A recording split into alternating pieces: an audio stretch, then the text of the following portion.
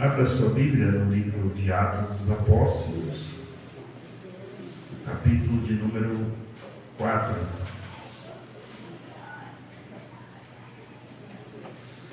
Capítulo de número 4.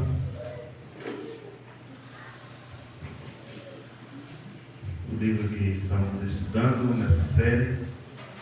Hoje é a 4ª semana.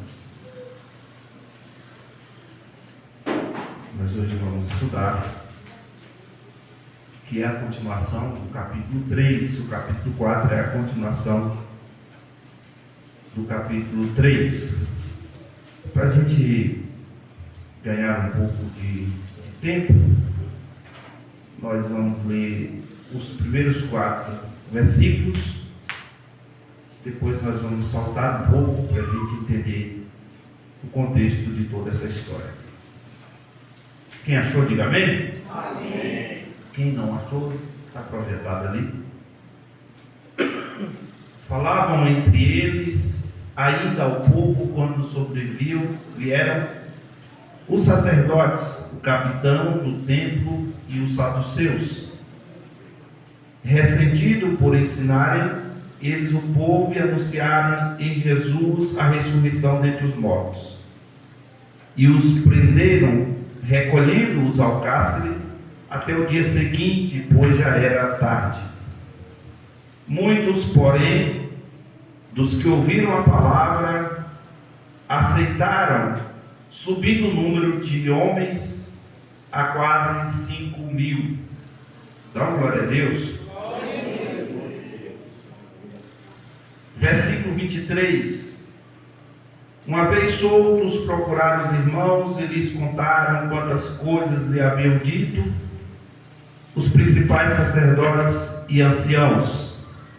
E ouvindo isso, unânimes, levantaram a voz a Deus e disseram: Tu, soberano Senhor, que fizeste o céu, a terra, o mar e tudo o que nele há, que disseste por intermédio do Espírito Santo por boca de Davi, nosso pai, teu servo, para que enfureceram os gentios e os povos imaginaram as coisas em vãs.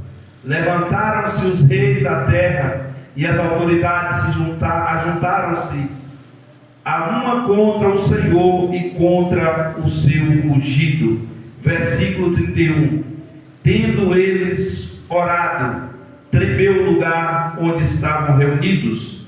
Todos foram cheios do Espírito Santo e com intrepidez anunciavam-lhes a palavra de Deus. Senhor Deus, eterno Pai, mais uma vez estamos aqui diante da sua palavra. Dessa feita, meu Deus querido, desse aprendizado, para entender, meu Deus, um pouquinho mais de Ti, da sua palavra. Abra a nossa mente, o nosso coração, para aprender da Tua palavra, Senhor. Repreenda todo mal, toda retaliação do inimigo, toda força contrária, e que o Senhor, meu Deus, possa liberar sobre nós a Tua palavra. Estamos aqui porque cremos no poder e na autoridade da mesma. Libera nesta noite sobre a Tua igreja, sobre o Teu povo, a Tua santa palavra, para a glória do nome de Jesus. Amém. Podem se sentar, irmãos. Nós estamos na 4ª semana já desse estudo, e desde a primeira semana nós estamos falando sobre o livro de Atos dos Apóstolos. No primeiro capítulo nós falamos ali da ascensão de Jesus, os 40 dias que Jesus permanece ali com os seus discípulos, as últimas instruções. O capítulo 2 nós falamos sobre a descida do Espírito Santo, o primeiro mover notório através das línguas, através da manifestação do Espírito Santo, ali naqueles 120 irmãos aproximadamente, que permaneceram fiéis, quando Jesus disse: permaneçam em Jerusalém, até que do alto vocês sejam revestidos de poder. Quando nós, na terceira semana, na semana passada, nós falamos ali sobre a descida, ou melhor dizendo, a entrada de Pedro e João no templo, a cura ali daquele coxo, daquele paralítico de nascença. E a Bíblia diz que ele tinha aproximadamente 40 anos de idade. E aqui no capítulo 4 é uma continuação, porque através desse milagre vem a primeira perseguição à igreja, vem a primeira prova de fogo para aqueles discípulos que foram ordenados para Jesus a curar os enfermos, a ressuscitar os mortos, a pregoar o ano aceitável do Senhor. E desde o começo da igreja, as autoridades religiosas judaicas, eles já estavam atentos, porque eles acharam assim: nós matamos o mestre dele, mas ele ressuscitou ao terceiro dia, mas ele não está aqui mais entre eles. Ninguém sabe realmente se ele ressuscitou mesmo, ou se foi alguém que apareceu dizendo que era o Cristo, porque o grupo que comandava toda a religião judaica eram os saduceus. E para os irmãos entenderem quem eram os saduceus, que era o grupo religioso da época, um pouco diferente dos fariseus, porque os fariseus acreditavam na ressurreição, acreditavam nos anjos. Já o grupo dos saduceus, eles não acreditavam na ressurreição, eles não acreditavam nos anjos, eles só acreditavam na Torá, apenas o Pentateuco, na lei de Moisés. E eles eram muito rígidos. A origem dos saduceus, segundo alguns estudiosos da Bíblia, se você olhar na linhagem deles, ele veio da família de Zadok, um sumo sacerdote do tempo de Davi e de Salomão. Lá no primeiro livro dos Reis, capítulo 2, versículo 35, fala dessa sucessão. E esses saduceus provavelmente veio dessa linhagem de Zadok. No período dos 400 anos que nós chamamos de interbíblico, eram eles que comandavam o templo. Foi eles que, após também a destruição do templo, eles que comandavam, eles que eram sumos sacerdotes. Jesus confrontou os saduceus, como também os fariseus, porque na morte de Jesus, todos eles tiveram em comum acordo, tanto os saduceus quanto os fariseus, porque para eles Jesus não era o Cristo prometido, para eles Jesus era um usurpador, e eles acharam por bem crucificado.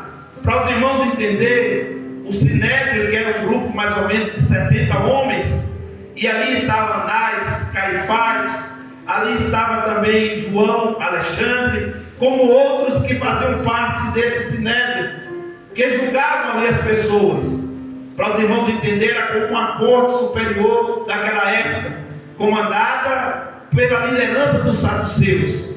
E nós vemos aqui que a prisão de Pedro e João foi comandada por eles, por esses homens, que acharam que eles estavam fazendo coisas que feriam a cultura judaica, porque eles não acreditavam no que esses homens acreditavam. Mas aqui a gente percebe que após a cura, o milagre acontecer, era para todo mundo glorificar a Deus, exaltar o nome do Senhor. Mas a gente percebe que aqui houve um confronto religioso, porque o alvoroço foi muito grande. As pessoas começaram a ter Pedro e João, até querer adorá-lo, achando que ele era um Deus, por estar fazendo milagre, assim como Jesus fez milagre.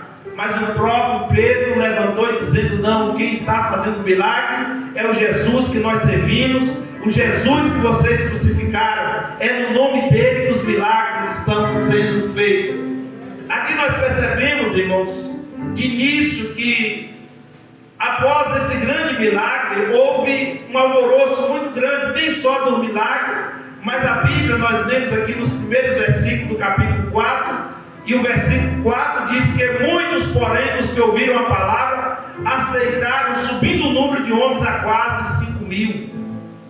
Eu já falei no começo aqui, a igreja começa ali no Calvário, com o primeiro crente, que foi o ladrão da cruz. Ali, num grupo de duas pessoas, um disse: desce da cruz, salva a ti, salva a nós. Mas o outro diz: nós estamos aqui porque mal cometemos, que nós fizemos coisa errada. Mas esse homem nenhum mal fez. E ele olha para Jesus e falou: rei, lembra de mim quando entrares no teu reino. Jesus falou assim: olha, no reino você não vai entrar, o reino é para a igreja, mas hoje mesmo estarás comigo no paraíso. A igreja começa com a primeira salvação ali, que foi do ladrão da cruz. Não deu tempo para ele frequentar a igreja, não deu tempo para ele batizar, não deu tempo para ele ter comunhão com os irmãos, mas aquele homem inaugurou o paraíso com Jesus. Após esse homem, Jesus passa 40 dias após a ressurreição, 500 pessoas, nós falamos isso no capítulo 1, cerca de 500 irmãos, esteve com ele ali na ascensão, e ele diz: permaneçam em Jerusalém, até que do alto vocês sejam revestidos de poder. 380 voltou para casa. Então foi 120 irmãos que ficaram ali os 10 dias até a descida do Espírito Santo. Então vamos fazer as contas. Um na cruz com mais 120, agora 121 irmãos. Um já foi para o paraíso junto com Jesus, mas os 120 permaneceram ali. Na pregação que Pedro prega, depois do dia de Pentecostes, ou no dia de Pentecostes, a Bíblia diz que quase 3.000 almas, agora já tem 3.121 almas. Quando a gente chega no capítulo 4, aqui já tem quase 5.000 pessoas. Então a igreja está crescendo de uma maneira extraordinária, irmãos. Nunca se cresceu tanto a igreja como foi no princípio. Porque no princípio foi uma coisa extraordinária, foi muito rápido. As pessoas foram se rendendo a Cristo, foram aceitando a Jesus como Senhor e como Salvador. Mas também, com o crescimento da igreja, veio a perseguição. Porque além de muitas almas se renderem a Cristo, a Bíblia diz que através dos apóstolos, dos discípulos, Deus fazia sinais, prodígios e maravilhas no meio do povo. Se só os sinais já está bom demais, irmãos. Mas vocês imaginam Deus fazendo maravilhas e prodígios no meio do povo? Aqui a gente vê a continuação de uma cura de um homem que era um coxo desde a sua gestação ou da sua mãe, ter carregado ele no ventre por 9 meses, já com problema nos pés, coxo de nascença.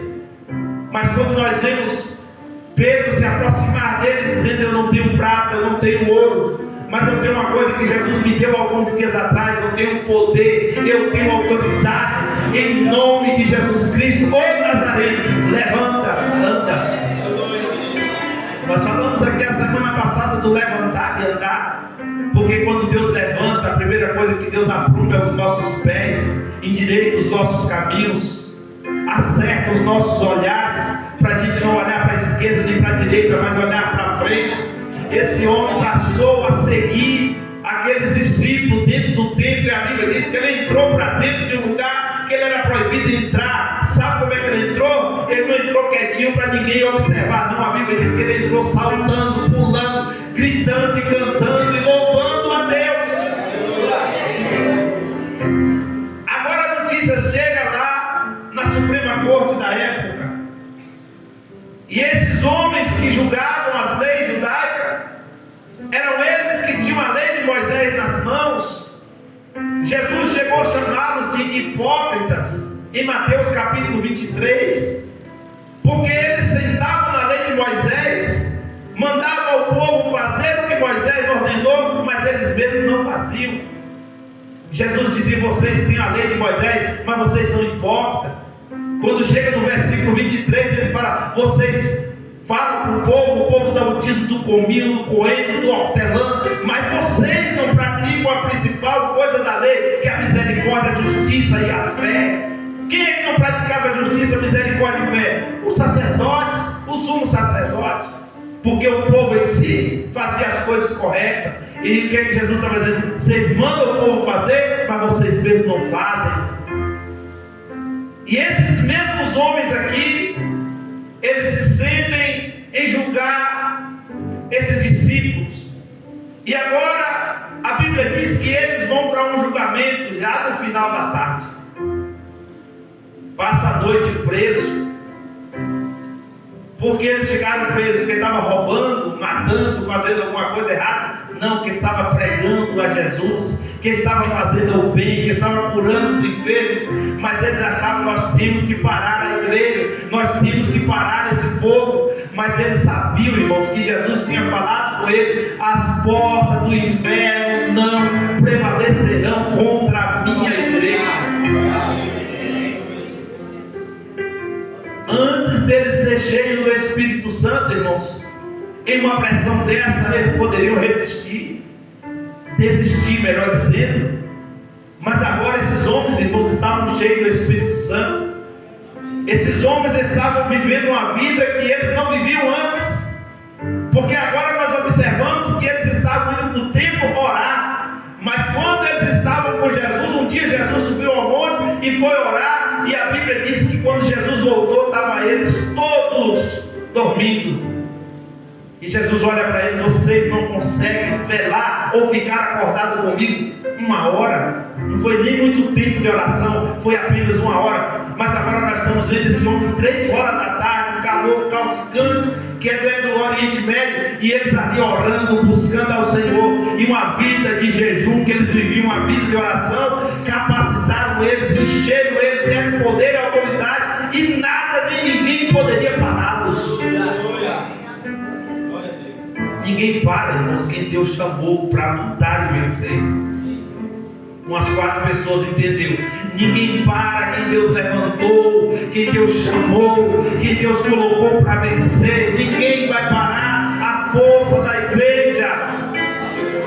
Por muitos e muitos anos tentaram parar a força da igreja. Mas a gente tem um ditado que a gente diz que a igreja é igual pandeiro: quanto mais bate, mais barulho ela faz. Igual o nordestino fala, mais zoada ela faz. Quanto mais vem a perseguição, mais a gente está firme e forte. Na época da pandemia, irmão, nós caçávamos uns cultos clandestinos, reunindo em algum lugar com algumas pessoas, mas nós tínhamos que estar ali, adorando e glorificando ao Senhor, porque não podia entrar no templo, porque as portas estavam fechadas. Mas ninguém para quem Deus chamou, quem Deus levantou. Não tem doença, não tem perseguição, não tem nada que vai parar a igreja. A gente preocupa, irmãos, com as leis que são colocadas sobre a terra, mas não tem lei que sobrepõe a palavra de Deus, irmãos. Porque a nossa lei maior está escrito já na palavra do Senhor. Eles podem inventar o que quiser. Enquanto a igreja estiver aqui na terra, ela é sal do mundo, ela é luz da terra, e ninguém vai parar a marcha da igreja. Aí o interrogatório sobre eles, que está aí no capítulo 5, do versículo 5 até o versículo 12, a gente vê o interrogatório falando com ele: com que poder ou em nome de quem vocês estão fazendo isso? As autoridades querem saber com que poder e em nome de quem. Irmãos, e Pedro aqui, irmãos, diante de Anás, diante de Caifás, de João Alexandre, ele se coloca diante deles e diz assim: tomai conhecimento, vós todo o povo de Israel, de que em nome de Jesus Cristo, diga comigo, em nome de Jesus Cristo, diga forte, em nome de Jesus Cristo, aleluia, o Nazareno, a quem vocês crucificaram, a quem Deus ressuscitou dentre os mortos, em seu nome é que este está curado perante vós, aleluia. Aí ele continua no versículo 11: este Jesus, pedra rejeitada por vós, os construtores, a qual se tornou pedra angular, ou pedra de esquina. Sabe o que é uma pedra angular? Eles faziam um negócio redondo assim, e aquela pedra ficava no meio. Se tirasse aquela pedra, as outras todas caíam. É chamada de pedra de esquina. Ou seja, ele está dizendo: Jesus, se vocês tirarem ele do centro, vai ser tudo destruído. Se tirar ele daqui, a terra já não tem graça, já não tem mais valor. Porque o dia que a igreja que representa Cristo sair da terra, a terra perde a graça, a terra perde o sentido, perde o valor. Mas enquanto nós, a igreja do Senhor, estivermos aqui, Jesus, que é a pedra angular, é a pedra de esquina, está nos guardando e nos protegendo. Aí quando chega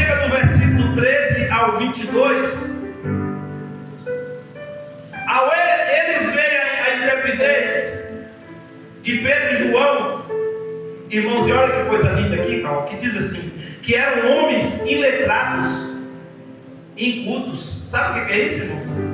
Homens iletrados, semi-analfabetos ou analfabetos, inculto, que não tinha cultura, eram pessoas simples e comuns. Não era um Paulo que era pós-graduado, bacharel, estudante aos pés de Gamaliel. Não era Paulo que era um poliglota, mas aqui é Pedro, um homem que andava com espada, pescador. E esse homem começa a pregar e eles olham para ele assim. Esse homem ele não tem tanto conhecimento para falar o que ele está falando. Oh, glória. Aleluia. Sabe o que eles enxergaram nele? Tem algo diferente deles que não tem nós.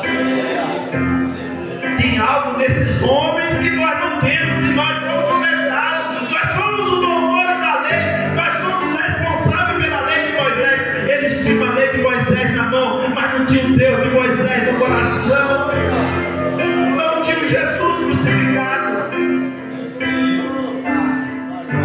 Agora vem as ameaças. E qual foi a ameaça? Manda ele ao sinédrio. Aqui agora manda ele direto para o julgamento. E ele diz no versículo 16: que faremos com esses homens?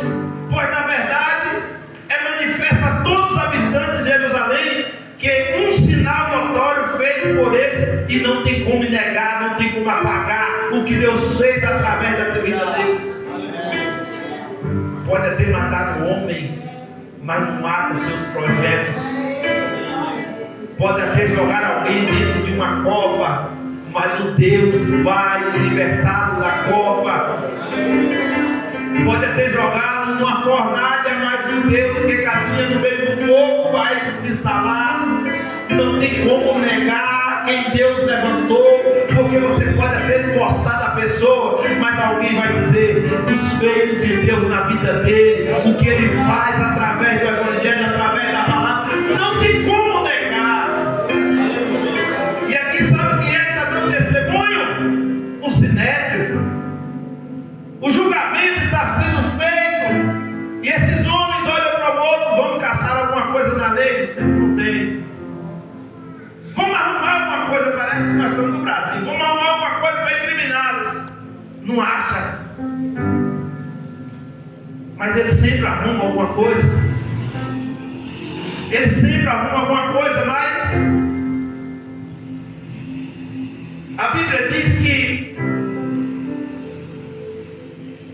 no versículo 21, depois que as ameaças foram feitas a eles, e qual foi o acordo que eles queriam fazer com Pedro e João? Para de falar desse Jesus, para de falar desse Evangelho, porque vocês parando, nós não vamos perseguir mais vocês. Ó, fica de boca fechada. Mas irmãos, ninguém para quem Deus levantou. Pedro e João respondem para ele: julgai-se é justo diante de Deus, ouve-vos ante a vós outro Deus do que é a Deus. Pois, versículo 20: pois nós não podemos deixar de falar as coisas que vimos, as coisas que ouvimos. Nós não vamos parar de falar o que vimos, nós não vamos parar de falar o que ouvimos. Lembra que Jesus falou, irmão: vós sereis minhas testemunhas. Aonde? Jerusalém, Samaria, Judéia, e aonde? Abelhas, confins da terra. Aonde você chegar, vocês vão falar do que vocês viram, vocês vão falar do que vocês ouviram, porque a fé ela vem pelo ouvir, e o ouvir a palavra de Deus. Cadê as testemunhas que Jesus tem aqui para falar do que Jesus fez, para falar do que vocês estão vendo Jesus fazer na sua vida? Aleluia. Aí vem as ameaças. Versículo 21, depois de ameaçando ainda mais, soltaram, achado como castigar, não tendo achado como castigar por causa do povo, pois Ora, tinha mais de 40 anos aquele a quem se operar a cura milagrosa. Aqui não tem algo interessante, porque a maior idade de Israel era 30 anos. E se esse homem tivesse 29 anos, teria uma brecha na lei para eles incriminá-los. Mas esse homem tinha 40 anos de idade, ele já era maior. Ele não respondia mais por si, os pais não respondiam mais por ele, mas ele mesmo respondia por ele. E você sabe o que aconteceu? Esse homem estava andando para tudo quanto é lugar, andando, saltando, dando glória a Deus. Porque até um dia atrás esse homem estava na porta do templo pedindo esmola. Mas agora, irmãos, ele está oferecendo Jesus que o levantou. Ele está junto com Pedro e com João, acompanhando todo esse projeto. E aqui, quando a gente pega no versículo 23 a seguir, a igreja aqui, irmãos, enquanto Pedro e João estão presos durante a noite, a igreja passa a noite orando. Eles passam glorificando a Deus. E a Bíblia diz que eles estavam unânimes, levantando a voz, e disseram ao Senhor em oração. E eu quero falar um pouco aqui dessa oração que foi feita, porque essa oração da igreja representa a unidade. Essa oração da igreja representa a ousadia diante de uma situação bastante crítica, porque a igreja estava sendo ameaçada, irmãos. E alguém que está sendo ameaçado, quando é muito medroso, ele se esconde. Mas a igreja aqui não se escondeu. A igreja continuou unida, orando e buscando ao Senhor. E nessa oração, modelo, nós podemos perceber que eles começam dizendo assim: ó Deus que criou céus e terra, mar e tudo que nele há. Aqui eles fazem uma lembrança de que Deus é o Criador de todas as coisas. E a gente vê no Salmo de número 2, o verso de número 1 e 2, o salmista ele diz assim: porque se emotinam os gentios e os povos imaginam coisas vãs, os reis da terra se levantam e os governos consultam juntamente contra o Senhor e contra o seu ungido. Está falando de Jesus aqui, a perseguição, porque eles acharam que estavam perseguindo o discípulo, mas lá na frente você vai perceber que quando Jesus tem um encontro com Saulo, ele diz: Saulo, Saulo, porque tu me persegues. Eles estavam perseguindo, era a igreja de Cristo, mas essa igreja estava unida em oração. A igreja estava ali unidas. E ele diz assim: o teu Filho Santo, Jesus, a quem tu ungiste. E aqui a gente vê, irmãos, que junta aqui uma turma muito pesada em julgamento contra a igreja do Senhor. Toda a corte superior da época, toda a força política, toda a força religiosa contra a igreja. Aqui foi a primeira de muitas perseguições. Os irmãos percebem que eles ficaram presos, mas não foram chicoteados. Sabe por quê? Porque do lado de fora tinha uma igreja orando e eles ficaram com medo da retaliação do povo. Mas as prisões que eles pegavam, eles chicoteavam. Mas Pedro e João, pelo menos nesse dia, não foram chicoteados, mas foram ameaçados a parar.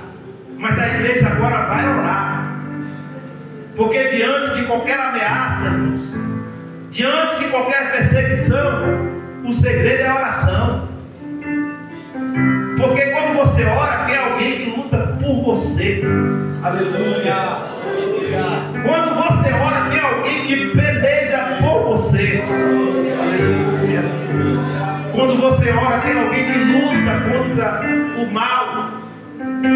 Quando você ora, tem alguém que te blinda, te protege. Quando você ora, Deus se responsabiliza de agir em seu favor.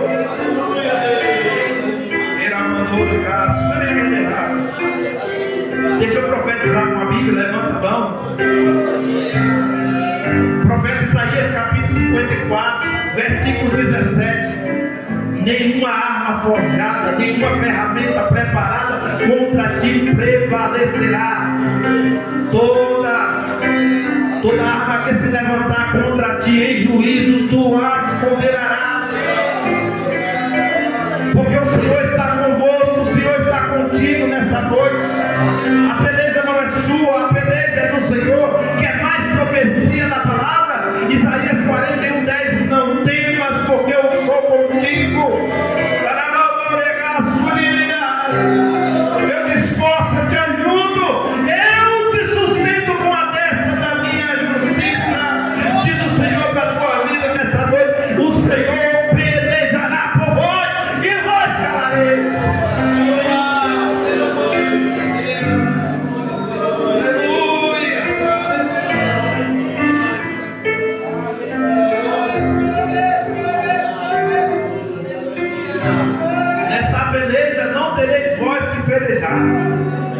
O Senhor pelejará por vós.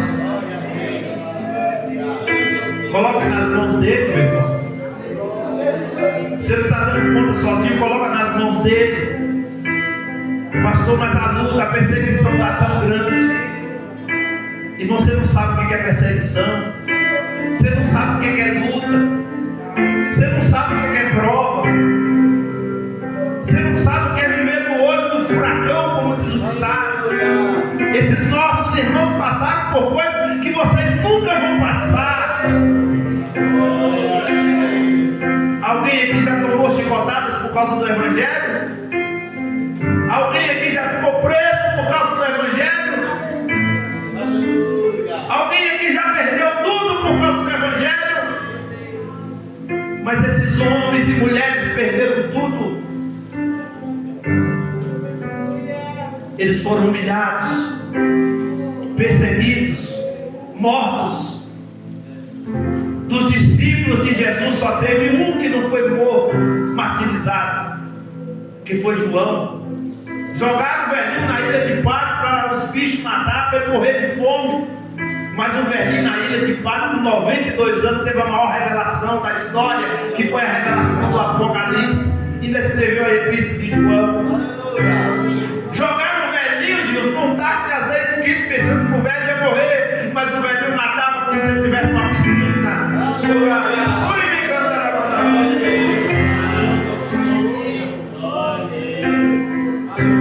Porque só acontece alguma coisa quando Jesus permite.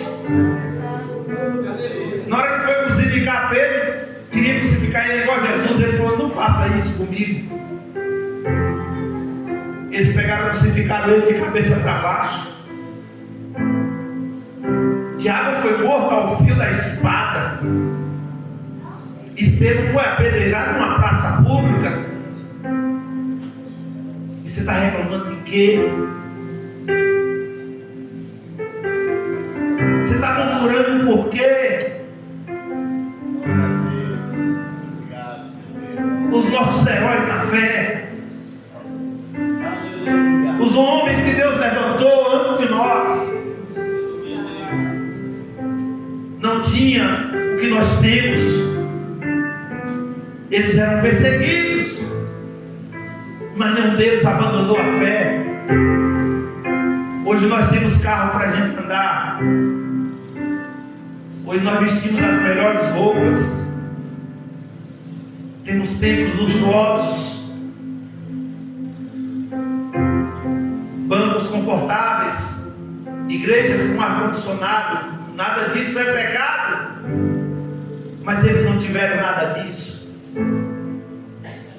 Os irmãos vão ver no decorrer desses estudos que eles tinham que procurar lugares, se esconder da perseguição, juntar todo mundo, ficar todo mundo no mesmo lugar, porque se matasse todos de uma vez, porque eles saíram perseguindo de casa em casa, mas quando eles se juntaram, a igreja junta, ela é mais forte, ela é mais poderosa.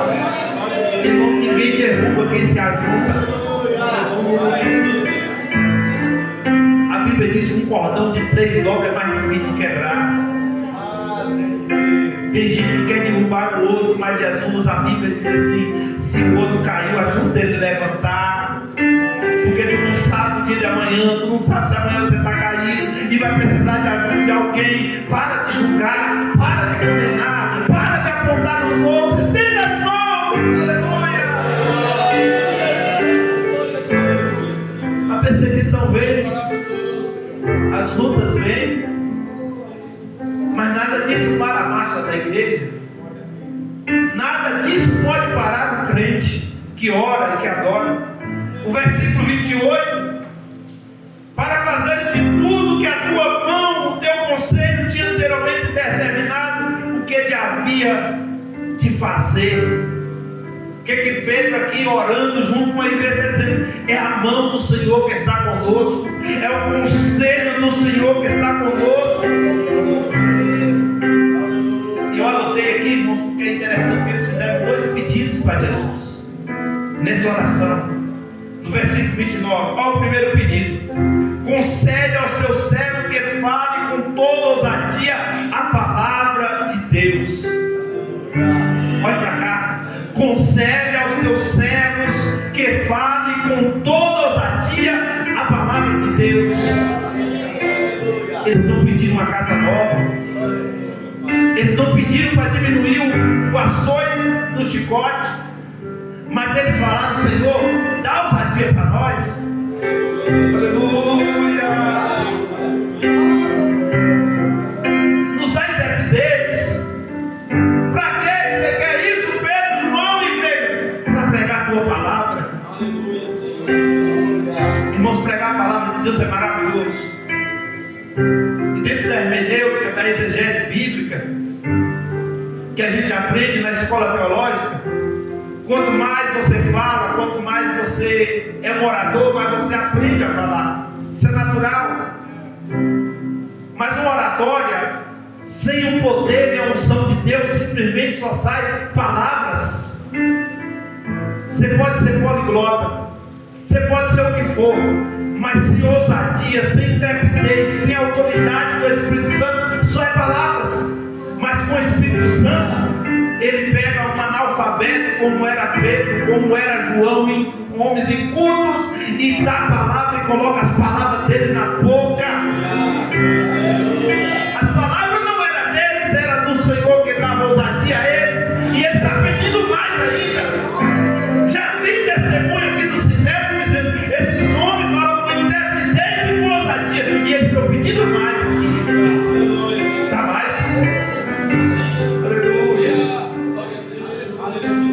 A minha oração é que o Senhor possa te dar mais um pouco de ousadia.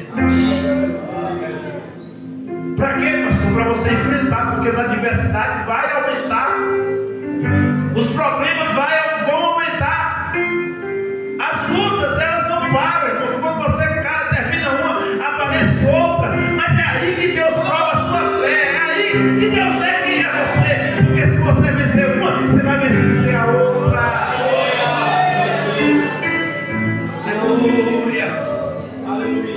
Esse foi o primeiro pedido. Olha o segundo pedido, está no versículo 29. Estende a tua mão para curar. Meu Deus do céu. Versículo 30 diz: enquanto estende as tuas mãos para fazer curas, sinais, prodígios e maravilhas, por intermédio do teu santo servo Jesus. E aqui era para começar a pregar agora no versículo 31. E tem horário. Diga comigo: tremeu tudo. Gente, vocês não estão aqui não. Tremeu tudo. Vamos de novo. Só para me tomar água. Vamos lá, 1, 2, 3. Um monte de gente desse. Não dá para tremer desse jeito no lugar, não. E eles fazem esse segundo pedido, que é o pedido do Senhor que já tinha dado a autoridade para curar os enfermos, expulsar o demônio, falar outras línguas. Mas eles continuam orando. Dá ousadia, Senhor. Para quê? Para pregar a palavra. Quem mais vocês querem? enfermos. Porque se só curou, eu estou fazendo aqui a exegese, se só curou aquele paralítico, cura mais, Jesus. Aleluia. Aleluia. Aleluia. E a Bíblia diz, irmãos, que Deus fazia sinais, prodígios, maravilhas por meio dos apóstolos. A oração, ela foi respondida. Aqui a gente percebe, irmãos, que Jesus está começando e permitindo uma luta pesada, primeiro para a liderança, Pedro, João. Para mim aqui, João era uma espécie de vice-presidente do campo da época. Você vai ver muito falar Pedro, João. Lá na frente vai aparecer os outros, mas aqui vê Pedro, João, mas depois aparece Tiago. E você vê que uma igreja, quando tem uma liderança forte, e não digo forte no sentido de força, não, mas no sentido de forte, de não baixar a cabeça com as adversidades. Alguém está dizendo que vai dar certo, ele está dizendo, Jesus está comigo. E se Cristo comigo vai, eu irei. Aleluia. Tem crente que dá glória aqui ainda? Você pode adorar o Senhor nessa noite. Eu estou sentindo a presença dele. Eu estou querendo pregar, irmão, mas eu estou sentindo uma graça de Deus. Eu estou me segurando aqui, porque há uma presença dele nessa noite. E o Espírito Santo fala ao meu espírito que está dando poder, autoridade sobre a igreja, sobre a tua vida nesta noite. Está distribuindo dons espirituais sobre a tua vida para você curar os enfermos. Pastor, isso não é só para os obreiros, não, para você. É para a igreja. Você não pode sair por aí ungindo ninguém, você não foi preparado para isso. Mas orar você pode orar pelos enfermos. Em nome de Jesus, eu repreendo a enfermidade, Jesus cura. Em nome de Jesus, sai da pressão e a depressão sai. Em nome de Jesus, sai a ansiedade e a ansiedade sai, porque a autoridade está no nome de Jesus.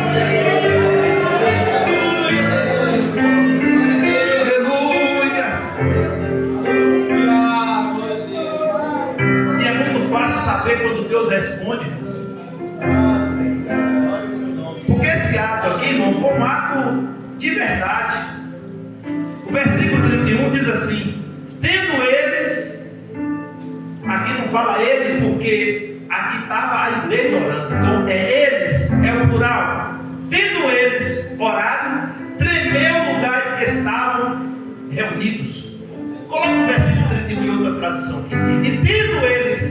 E tendo orado, moveu o lugar em que estavam reunidos, e todos foram cheios do Espírito Santo e anunciavam com ousadia.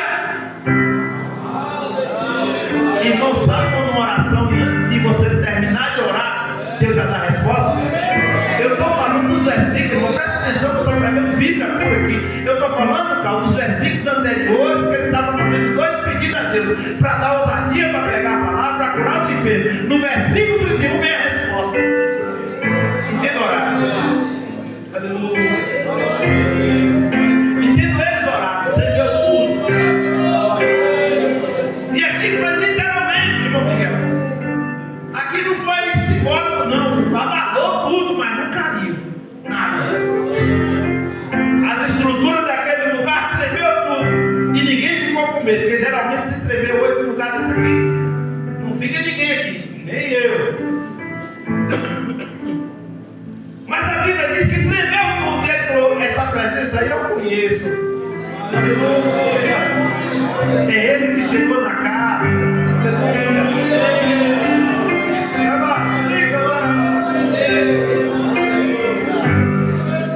E quando ele chega para estremecer mesmo toda a estrutura.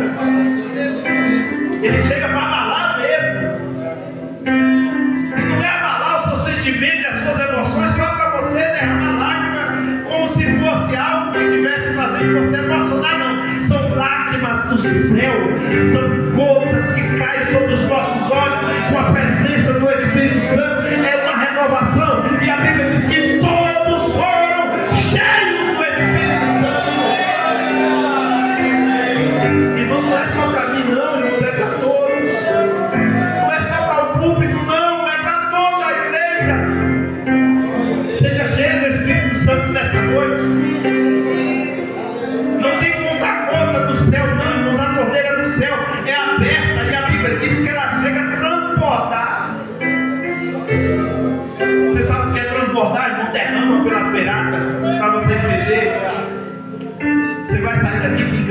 gente nessa noite.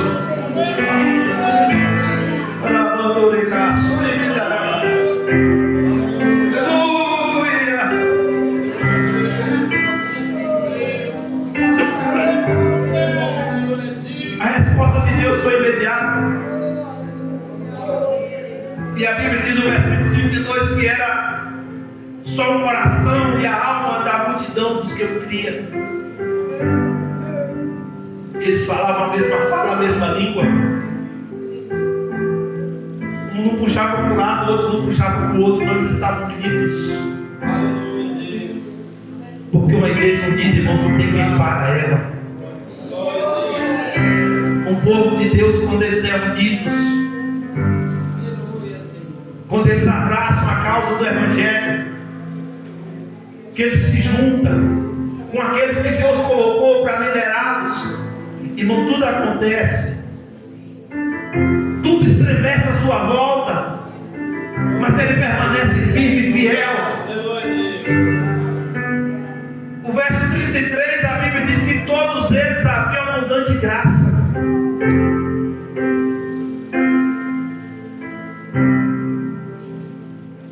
O verso 34 diz: porque nenhum necessitado havia entre eles, porquanto os que possuíam terra, casas, tudo havia tudo em comum, porque eles estavam unidos. Eu vou deixar esse finalzinho aqui para a próxima semana, porque esse finalzinho aqui fala por nome de Barnabé. E Barnabé foi o primeiro ofertante dessa igreja, Ezequiel. A Bíblia diz que o nome dele era José, e os apóstolos deram um sobrenome para ele de Barnabé, e o nome dele significa filho da exortação. Ele era um levita natural de Chipre, e a Bíblia diz que ele tinha um campo, e ele vendeu por um bom preço esse campo, e colocou aos pés dos apóstolos. Literalmente aqui era a primeira pessoa a pegar tudo que tinha diante da perseguição e colocar aos pés dos apóstolos. E na semana que vem nós vamos ver o capítulo 5. Alguém que fez diferente. E Deus assim o cobrou de uma maneira terrível. E o que eu aprendo dentro desse contexto bíblico, que tudo começou aqui com uma ameaça identificada ali por Herodes, Pôncio Pilatos, os gentios, por todos aqueles que representavam a lei de Moisés, os saduceus, por aquele grupo de homens que assim representavam a lei. E tudo começa com uma ameaça. E deixa eu finalizar dizendo para você nessa noite: às vezes lamentamos as perseguições, as ameaças que sofremos, mas elas têm o poder de nos levar, de fato, ao Senhor e buscá-lo com muita intensidade. Porque às vezes, irmãos, as perseguições, as ameaças, às vezes fazem as pessoas pararem. Mas quando nós temos o chamado de Deus, isso nos fortalece. Isso nos dá mais força. Como diz o ditado aí fora: ninguém joga água, pedra em árvore que não tem fruto. Se você está apanhando, irmão, glorifica a Deus. Porque alguém está percebendo que tem algo em você que não tem nele e se incomoda, irmãos, o inferno, e se incomoda muita gente. Outra coisa interessante, porque às vezes lamentamos as perseguições e as ameaças, mas ela tem o poder de nos levar a buscar ao Senhor com intensidade. Você já prestou atenção que quanto mais a luta aumenta, mais você busca mais? Não precisava disso, mas aqui a gente vê uma igreja que Deus permitiu a perseguição, Deus permitiu as ameaças, e a ameaça foi para eles: para de falar desse Jesus, para de pregar esse evangelho, por vamos parar nada, vamos morar mais. Vamos buscar mais no Senhor ousadia e trepidez. Vamos buscar mais no Senhor. É os dons para o Senhor, através da nossa vida, operar sinais, prodígios e maravilhas. Fica de pé adorando o Senhor nesta noite.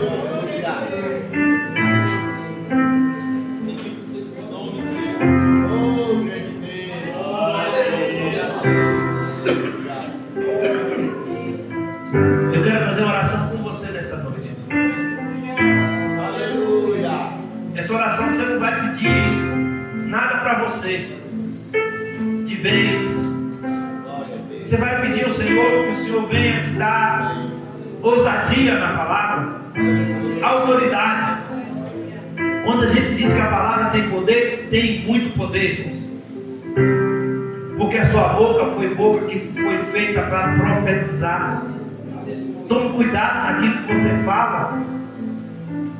Porque tem aquele ditado que diz, rapaz, tudo que fulano fala acontece. Se você falar de mal também vai acontecer. Então profetiza coisas boas. Tem o poder e a autoridade de Deus na palavra. Não murmure nas crises, nas perseguições. Não se lamente quando o inimigo se levantar, não. Vá para cima dele com autoridade. Diga, em nome de Jesus eu te repreendo, Satanás. Porque o que você tem é precioso, irmãos. E o que você tem, o inimigo não quer que você continue. Que é a presença de Deus, que é o poder de Deus na sua vida. E a minha oração nessa noite é o que o Senhor venha derramar, como derramou naquele dia, do seu Espírito sobre todos que estão aqui nessa noite. E a Bíblia diz que todos foram cheios do Espírito Santo. Comece a orar aí. Comece a orar. Peça ao Senhor aí a autoridade. Peça a Ele o poder. Peça a Ele a unção e trepidez na sua palavra. Peça a Ele os dons espirituais. Peça a Ele para ungir as tuas mãos, os teus pés, os teus olhos, o teu corpo, a tua mente, para que você possa sair daqui cheio da autoridade de Deus sobre a tua vida. Receba aí a autoridade do Espírito Santo. Receba poder. Receba a autoridade de Deus sobre a tua vida.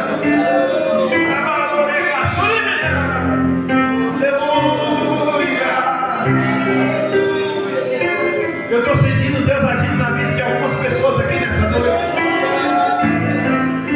Eu estou sentindo que Deus está derramando dons espirituais sobre o povo dele. O Espírito está testificando ao meu Espírito que está atendendo a tua oração. Tu está dizendo no teu coração: sou tão falho, sou tão fraco.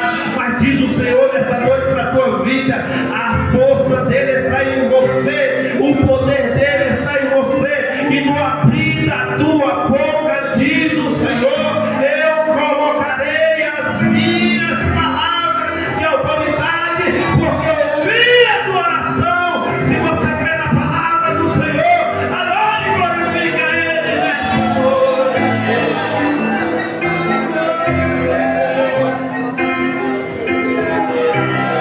Deus, é no nome de Jesus que eu te agradeço pela tua presença.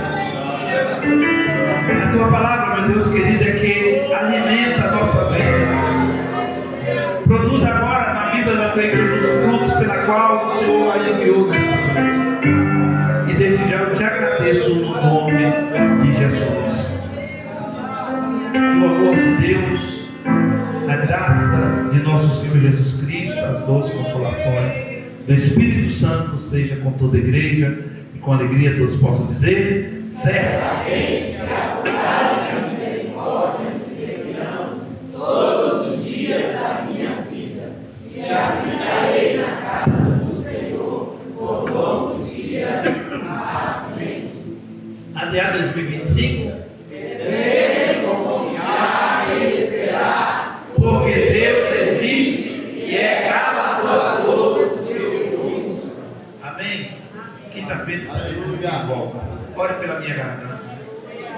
Ore por